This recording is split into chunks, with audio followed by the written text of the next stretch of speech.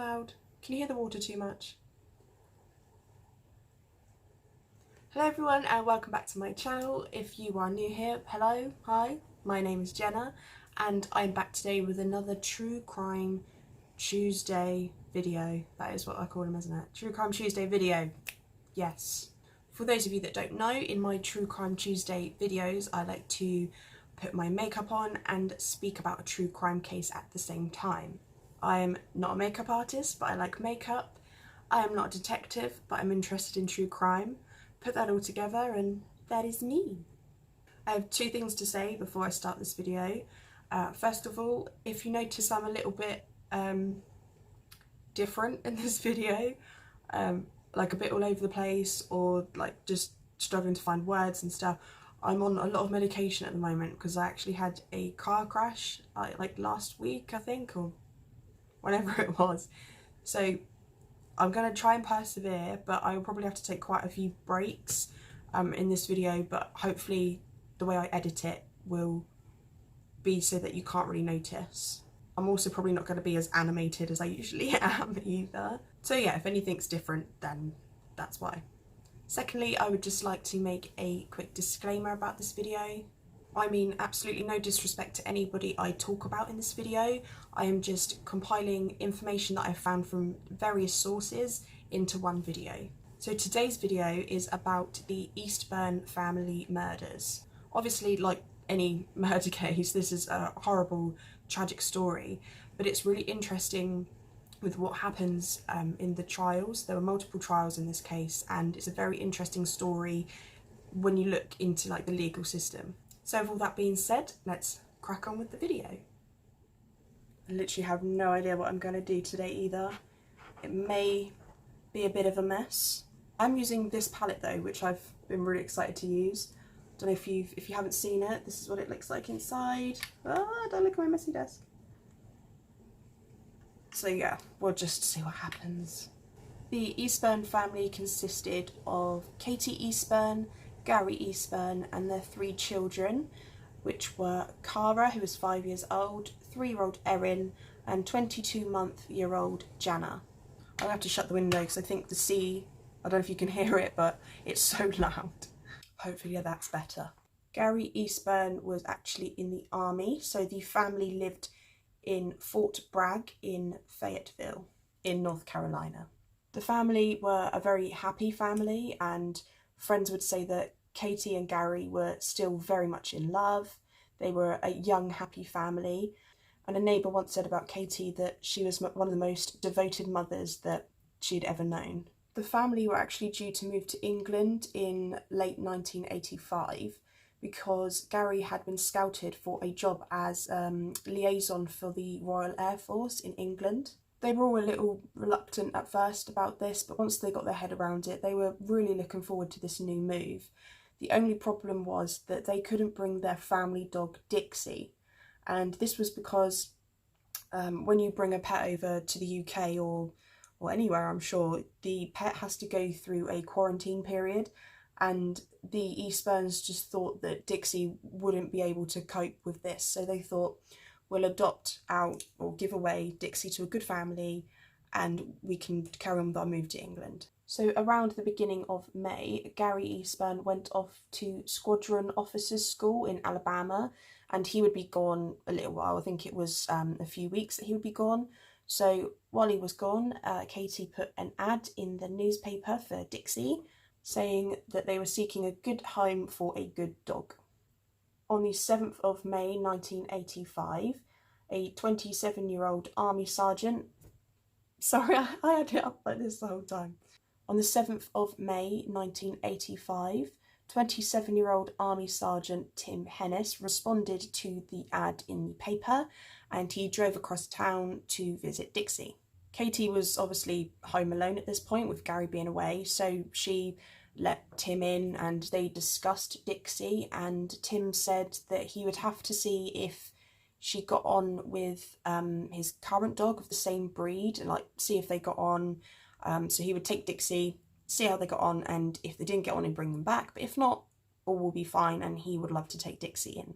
So he put Dixie in his car on a leash and then he just drove off. Tim Hennis was he was quite a tall man. He was 6'6". He was well built. He was blonde. He was apparently relatively handsome, and he had quite a distinctive moustache as well. He also drove a white Chevette. I don't know whether you call it Chevette or Chevy or something, but it's spelt Chevette, so I'm going to say Chevette. So 4 days passed, and Gary Eastburn phoned his wife Katie like he did every Saturday morning since he had been away, but he had no answer. So he tried to ring again and again and again, but every time there was no answer. The next day, on the Sunday, it's the American Mother's Day. I know we have a different one in the UK, but this was theirs in May. So on the Sunday, I'm not making any sense. On the Sunday, it was Mother's Day. The Eastburn's neighbour, Bob Seafelt, had noticed that there was newspapers piling up on the driveway of the Eastburn's home, and he thought this was a bit odd because it's something that never happened, and he knew that they weren't away because their car was still in the drive, so he decided to go and knock on the door. He knocked on the door, there was no answer, but he could hear a baby crying, so it would have been baby Jenna. And he called to his wife to call the sheriff's office immediately, and an officer arrived at the scene shortly after. So when he arrived, he cut the window screen, which I'll insert a picture because we don't really have them here in the UK, so I'll insert a picture somewhere. So he cut the screen so that he could enter the property, and when he did, he had entered one of the bedrooms, and in there he saw 22-month-old Jenna crying in her crib. The officer passed Jenna through the window to Bob's wife, Jeanette, and Jeanette rushed her to her own house to take care of her, and she was like force-feeding her water. She said that her teeth had started to go black through dehydration, and specialists actually said that Jenna was only hours away from dying through dehydration. So the officer was now in the house, and he looked down the hallway and he could see dead bodies, so he radioed the homicide unit straight away. Detectives Robert Biddle and Jack Watts from Cumberland County Sheriff's Department arrived at the scene. Now bear in mind that this was a warm May day. There were no windows in the house open. Yeah, this place would have smelt pretty bad. Detective Biddle later said that death has its own smell, and I will never forget how that place smelled. They then started going through each room, inspecting each room one by one. In the living room, they found jeans, they found buttons that had been ripped off of a woman's shirt, and they also found torn women's underwear. They also found the body of 5-year-old Cara Eastburn laying under her Star Wars blanket. She had been stabbed repeatedly in the chest. The detectives made their way to the master bedroom, where they found on one side of the bed Erin Eastburn. Erin had been bludgeoned to death, and she had been severely stabbed so much that she was nearly decapitated. Katie Eastburn was laying on the other side of the bed next to her daughter. Katie was naked from the waist down. She had been severely stabbed, and she had actually been raped with the semen still inside of her. All 3 of them had also had their throats slit. So Gary Eastburn was in Alabama at this time, and he received the worst phone call of his life. On this phone call, Gary was only told that there had been a death in the family and that he needed to return home straight away. And he went basically from the airport straight to the police station. This is where he was informed of the tragic news that it was his wife and 2 of his daughters that had been murdered. The detectives questioned Gary to see if he knew of anyone that could have done this, if Katie had any kind of enemies, and the only thing that Gary could think of is that she had recently adopted out the dog, and that would have been the only person that had come to the house. So at this point, that was the only lead that the police were given. Unfortunately, though, Gary didn't know anything about this man. Back at the crime scene, technicians had found fingerprints and hair in the Eastburn home. So a luminol test was carried out in the home, and for those of you that don't know, a luminol test is a test that they do that when the chemical when the chemical mixes with iron in blood, it glows. So wherever blood has been, you spray this luminol and you can see where it's been. So when they did this test, it showed faint traces of blood in the master bathroom, and kind of like smears on the wall where it had been cleaned up. Later that night, around midnight, a man named Patrick Cone came forward to police to inform them of something that he had seen on the Friday morning. So on the Friday the 10th of May, at around 3 a.m, Patrick had seen a man, a white man. He was very tall. He was wearing a baseball cap and a black members only jacket. I don't know what that is, but that's what he was wearing. And he was coming from the Eastburn home's driveway. He also had a garbage bag over his shoulder. Patrick was a janitor, so he was always awake this early because his shift started at dawn. He said that this tall man turned to him and said that he was starting early this morning. Patrick said that then this man got into his white Chevette and drove off. And I don't know if you remember, but someone else in the story drove a white Chevette.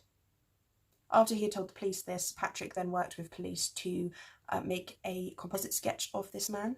During this time, oh my goodness, that colour, wow, okay. During this time, Gary was asked to walk around his home to see if anything had been taken, if there was anything that he noticed to be missing. Gary said that the only thing that he noticed was an envelope of cash and also Katie's ATM card and a piece of paper that was left next to it with the PIN code on. Just a little side note here, never do that. Never have your passcode next to your card. Like, if you really can't remember a 4-digit code, put it somewhere else, don't put it right next to the card, you know? I know this was in the 80s, but still, common sense, people. So if we fast forward to the following Wednesday, Tim Hennis, which was the man that picked up Dixie the dog, him and his wife Angela were watching the news when a news broadcast came onto the TV. Now, this newscast said that investigators were looking for a man who drove a white Chevette and adopted a dog from 367 Sumhill Road the previous week. Now, Hennis later said that this was the first time that me and my wife saw that it was the lady that I picked the dog up from that was the one that was murdered.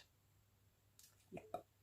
Hennis then drove downtown to the law enforcement centre and he went with his wife Angela and their newborn baby Christina. And when they got there, an officer escorted him into a questioning room. And before Detective Biddle went in to see him, he caught a glimpse of his face and he thought, oh my goodness, he looks exactly like the composite sketch. I have to talk to this man. Now, police determined that it was most likely that the murders took place on the Thursday, the 9th of May, and this was because neighbours had seen Katie in the Thursday evening, and Friday is when the newspapers started to pile up on the driveway. So Detective Biddle asked Hennis what he was doing on that Thursday night. So Hennis said that he had dropped his wife and daughter off at his mother-in-law's, and then he returned home, but he stopped for gas on the way home. That was his alibi for Thursday night. He acknowledged picking the dog up from Katie, but said that he never saw her after that, but that she did call to check up on Dixie on the Thursday night to see how she was getting on with the other dog. Detective Biddle recalls later that Hennis was just so arrogant in his interviews, and then when he would answer questions, he would be so impatient answering them. So the detectives would say that he was actually really difficult to interrogate because he scored really highly on his Army General Aptitude Test, so making it pretty much impossible for him to slip up or give any information away at all. One of the detectives took 2 photographs of Hennis, and along with photographs of 5 other blonde men with like the same description. He showed them to Patrick Cohn, the witness that saw him coming out of the driveway, and he put the line up on the table, and straight away Patrick said number 2, which was the photos of Hennis.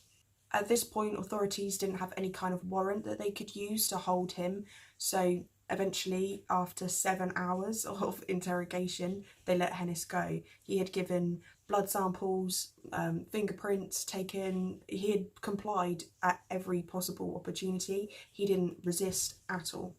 Later that evening, though, they did manage to get a warrant for his arrest, and they arrived at his home. They put him in handcuffs and they charged him with 3 counts of first-degree murder and 1 count of rape. It was at this point that Hennis turned to Detective Biddle and said, "Looks like I'm going to get to wear one of those orange jumpsuits." Like, what a weird thing to say when you've just been arrested for something that you apparently didn't do. Why would you say that? How weird. So police started talking to people connected to Tim Hennis, and they came across an ex-girlfriend. Her name was Nancy Mesa, I think it's pronounced, who he actually still visited now and then. Nancy informed the detectives that Tim Hennis had actually visited her on Thursday the 9th of May. He knew her husband was deployed in Germany and just thought it was a good opportunity to go and visit her. She said that they chatted for a few minutes, and then that she pointed to his wedding band and tapped it and asked how his marriage was going, and he replied, "She's left me." After this was said, apparently he left the house soon after. So basically, Hennis lied about his whereabouts to the police on that Thursday evening. Detective Biddle surmised that something that possibly could have happened is that he was frustrated that he was knocked back from Nancy and thought, I know someone else who's home alone, who's attractive, who I had a bit of a connection with, maybe in his head. I'm going to go and see her. And maybe again, he was knocked back, frustrated, one thing led to another, and all of that happened. So there was actually proof that on the Friday the 10th of May, so the day after when the police think that the murders took place, Hennis actually took his black members only jacket. Again, coincidence that he's got one of those. But anyway, he took that to the dry cleaners, and then the following day on the Saturday, he had a huge bonfire, according to his neighbours, a huge bonfire in his garden that burned for 5 hours. A month before the trial started, a new witness came forward. So basically, Katie's ATM card had been used on the 10th and the 11th of May, and each time $150 was withdrawn, which was the maximum amount that you could withdraw. This unnamed woman witness said that on the 11th of May, she saw a man fitting Hennis's description in camo trousers, and he was using the ATM. Another coincidence is that at this time Hennis was having financial difficulties, and he was actually late paying his rent, which was, I believe, $310. Interestingly enough as well, like a kind of side note, little extra bit of information, he was actually kicked out of flight school in 1984 for bouncing checks, and apparently had some bad behaviour when it came to money. And this relates to another video that I did. I'll try and link it somewhere. It's about a man called Neville Heath, and basically his crime started with him bouncing checks and doing things like that in the Air Force, and then his crimes just like progressed from there. So I thought it was interesting that they kind of link in a way. Anyway, moving on. So at this point, Hennis was offered a plea bargain, but he refused and said, I'm not going to admit to something that I haven't done. The trial against Tim Hennis took place in the summer of 1986. The main prosecutor showed the jury quite a few gruesome images of the crime scene, and he said for his closing statement, "There's your baby killer. He's the one responsible for the death of these kids and their mother. The man responsible for their deaths is sitting in this courtroom breathing the same air as you, and hopefully it won't be for much longer." The jury deliberated for 10 hours and they came back with the verdict of guilty on all counts, of 3 counts of murder and 1 count of rape. As Hennis left the courtroom, he took off his wedding band, he gave it to his lawyer and said, "Tell Angela that I love her." He was then taken straight to prison and he was put in a suicide prevention cell, and 3 days later he was sentenced to death. A little while later he actually received a letter and I will read out the letter now. It said, "Dear Mr. Hennis, I did the crime. I murdered the Eastburns. Sorry that you're doing the time. I'll be safely out of North Carolina when you read this. Thanks, Mr. X." Mr. X. Okay. In 1988, Gary Eastburn finally made the decision to make the big move to England with his daughter, Jenna. He thought he needed a new start, a fresh start away from everything that had happened, and they were planning on moving to England anyway, all those years ago, so why not just start a new life with Jenna? A few months later, though, Gary received a phone call from Detective Biddle saying that he needed to return to North Carolina straight away. So basically, since being incarcerated, Hennis was put in a plea deal, and it had now reached the state Supreme Court.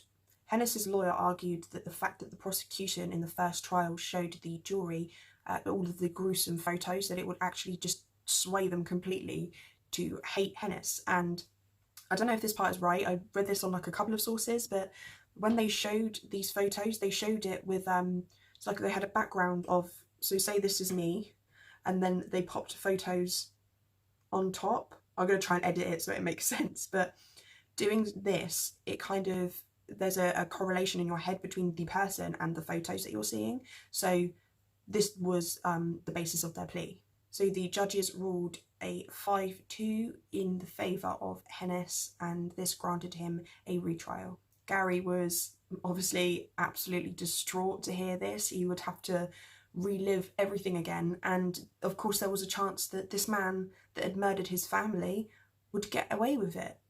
But of course not everyone did think that Hennis was the guy that murdered the family, so some liked the fact that this trial was going to happen and some didn't. Unfortunately, this wasn't going to be like the last trial. Hennis and his lawyers have had 3 years to practice, to get all of the information together, and yeah, just to rehearse everything. They've had 3 years to do this. And the defence team, you know, this sprung out of nowhere. There was like a new lawyer put on the case, one that wasn't really experienced, and they weren't prepared. At the retrial, the defence lawyers focused on a few key points in the case. So firstly, they focused on discrediting the witness, Patrick Cone, the man that apparently saw Hennis come out of the Eastburn's driveway. So they tried to discredit him first of all. They said that in the years between the first and the second trial, that he had actually committed quite a few petty crimes, and that he was just getting away with it. It's almost like the police were protecting him. They said that there's one example of he was drink driving, he was pulled over, and instead of arresting him, the officer told his friend in the passenger seat to just drive him home, and nothing was done about this. Yes, this does seem suspicious, I have to admit. Another friend reported to the defence team that Patrick had once said to them that he is now above the law, he can do whatever he wants. They also said that there was some discrepancies in his story from the first trial. One of them was the weather. So Patrick in the original trial had said the weather was, it was mild, it was a clear night, you could see the stars. But when talking to experts, the defence lawyers, I think they had a meteorologist on the stand, and they said that at the time the weather would have been dark, it would have been overcast, and completely different to what Patrick had said. Their next tactic was to put Gary Eastburn on the stand himself, and when they did, they were able to confirm that Katie had been receiving threatening phone calls 2 months prior to her murder, and of course under oath Gary had to confirm this to them. They then read the letter out from Mr. X and basically connected the two facts together, saying that the threatening calls were from this Mr. X. They also brought up the fact that the footprints found outside of the Eastburn home were 3 sizes too small to be Hennis's footprints. They also said that the blood found in the master bathroom of the house did not match Hennis's. They again also said that the hairs found in the house didn't belong to Hennis or any of the family members. So this was like a, well, where did it come from kind of question. Hennis himself actually went on the stand too, and in the first trial he wasn't put on the stand, and this was because his lawyers thought he was too hot-headed, he was too angry, but of course in the second trial, like I've said before, he had rehearsed, so he knew exactly what they were going to ask him, he knew exactly what to say, how to act, how to dress, how to compose himself. So yeah, he was great on the stand. I'm going to read the closing statement from the lawyer, the defence lawyer. He says, "You have physical evidence crying to you that he wasn't the man. You've got pubic hair in there, which ain't him.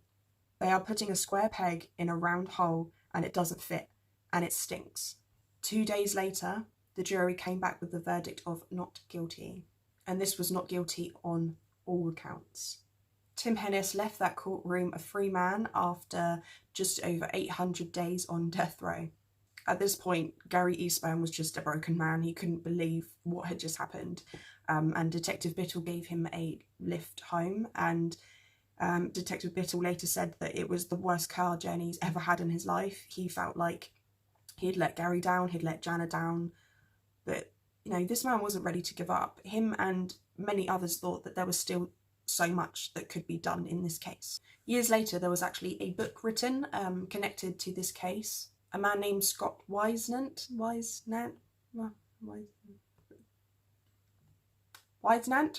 was a newspaper reporter who was covering the second trial at the time. He wanted to originally write a book about uncovering the real murderer, but his book kind of changed into something else completely. The author believed that what had happened to Tim Hennis was so unjust, and that he was completely innocent.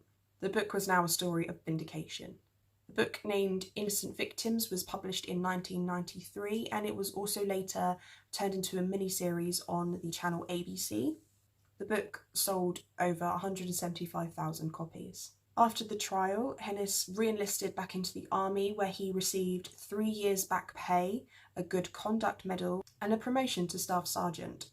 He served across Saudi Arabia, Somalia, various other places. Throughout the years, he received awards and accolades for his service in the army, and was described as a sterling example for all. One of his colleagues even said that Tim was a stand-up guy and I would trust my family with him. In 1998, Hennis moved to Fort Lewis in Washington with his wife Angela and his now 2 children. He retired from the army in 2004 after 23 years of service. He retired at the rank of Master Sergeant. In 2005, there was some investigating going on around DNA evidence. Basically, in the 1980s, DNA testing was very basic, very minimal. We couldn't find out much about anything, really, and they were looking into cases from the past. One of these cases was the Eastburn case, and they decided to test the semen that was taken from Katie's vagina. The results came back as being 1.2 quadrillion times more likely to be the sperm of Tim Hennis than any other white man in North Carolina. So basically, this was Tim Hennis's sperm, without a shadow of a doubt. But there was nothing they could do. So in America, there is a law called double jeopardy, which means that no citizen can be twice put in jeopardy of life or limb. So basically, they can't be tried for the same crime twice. We actually do have something similar over here in the UK. I don't know if many people know about it, but it's a very similar thing. But it's something that you can use as a plea rather than being a constitutional right like they do in America. Also, in 2003, the rule was amended, and there were things put in place to protect people from the kind of thing in this story happening, basically, from the criminals getting away with a lot more crime, I guess, and protecting the victims. So it's a lot harder to use that whole double jeopardy law in the UK now. So back to the US and this case, there was actually a loophole in this case. So different rules apply between state and federal courts, meaning that the army could court-martial Tim Hennis. This would mean that he would be tried in a military court. So Gary Eastburn's lawyers went to the Secretary of the Army and presented him with this new DNA evidence, and he looked at it and he recalled Hennis to active duty, and he charged him with 3 counts of first-degree murder. On the 17th of March 2010, the court-martial of Tim Hennis commenced. In place of a conventional judge was Colonel Patrick Parrish, and instead of a normal jury, it was 14 uniformed men and women. These were of equal or greater rank to Hennis himself. This trial was emotional for everybody involved. It had been 21 years since the retrial. You know, people were in different stages of their lives. The kids were all grown up now. Jenna was 26. So this brought everything up for everyone involved, and it was very emotional to go through all of this again. Gary Eastburn never ever got over his wife. He did happily remarry, but he mourned his first wife every single day.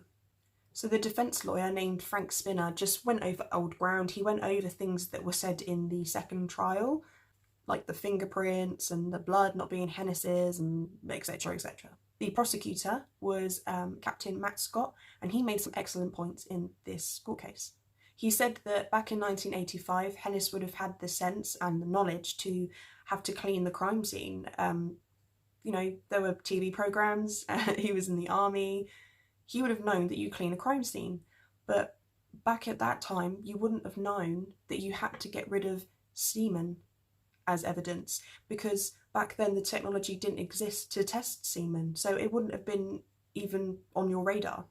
It's funny thinking that nowadays there's still things that we can't do now in crime scenes, and maybe 20 years later, people will look back at cases and be able to prosecute people from now that they weren't able to prove guilty. I think that's a really cool concept, really.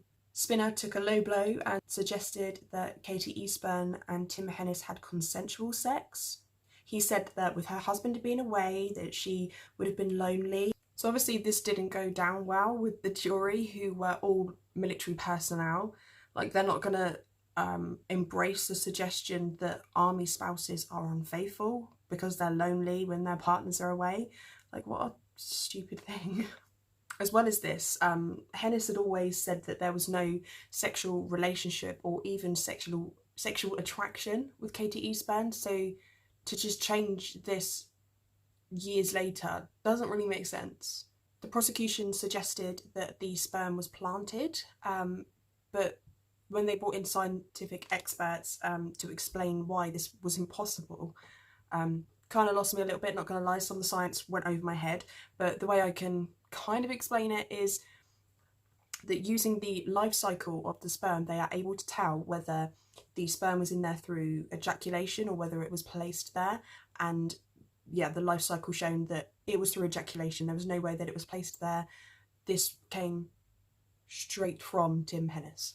After 3 hours, the military jury returned with the verdict of guilty. Now was the question of the death penalty. Now this one was a little bit more tricky due to Hennis's life after his exoneration. He had 21 years of good record, clean conduct, and no known violence. Had he been reformed of his actions in 1985? A week later, a panel decided that Tim Hennis would be reduced to the grade of E1. This meant that it would forfeit all pay and allowances. He would be dishonourably discharged from the service, and he would be put to death. This was to be the first military execution since 1961. Tim Hennis is now 62 years old, and he still resides on death row. He is trying to appeal again, and this isn't looking very likely. Everyone involved is saying that his plea is probably going to get thrown out again and again and again. Having said all of this though, many people still think that Tim Hennis is innocent and that he was set up.